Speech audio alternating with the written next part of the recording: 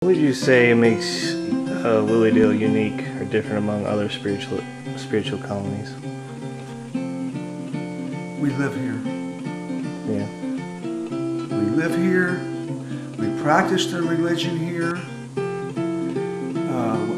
Our kids grow up here. I mean, everything we need is here, except if we could get Steve over at the grocery store to come around closer to the front gate, I wouldn't even have to turn my car on in the morning. Most of the other spiritual places that you go to visit and all like that, like Omega, for instance, they don't live there.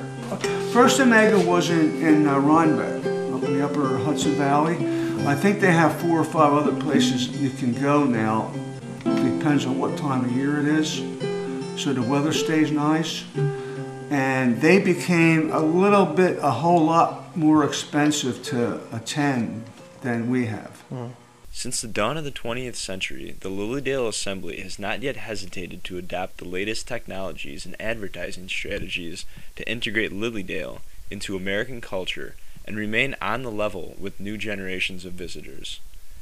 Admission, along with speakers and other attractions, occur in the summer seasons for tourists. However, during the winter, there is no admission, and the churches as well as Lilydale Assembly remain open throughout the cold days. Communal life also continues throughout the winters, and the locals remain diligent in fixing up their houses for the coming season. Lilydale remains an acquired taste for open-minded believers that appreciate the comfort and commitment that other spiritualists and mediums offer them. One other thing, maybe, if you didn't turn it off yet. One of the things that I've seen, I've been doing this work formally for 38 years now. And what I've seen that I like is that it's come out of the woo-woo kind of for most people. It can all be explained logically. And it's an add-on. There are people who have trained with us from every profession, every walk of life. We've had people who are federal or state Supreme Court judges. One of them said to me, who had just gone on the bench when they came and took a course from us, they said, I'm going to be deciding pretty major cases. And this person had been a lawyer before and said, and I want the wisdom of Solomon. I want to be able to trust my intuition. I want to be guided by those higher than me so I can tell when somebody's telling me the truth because I need to up my ability.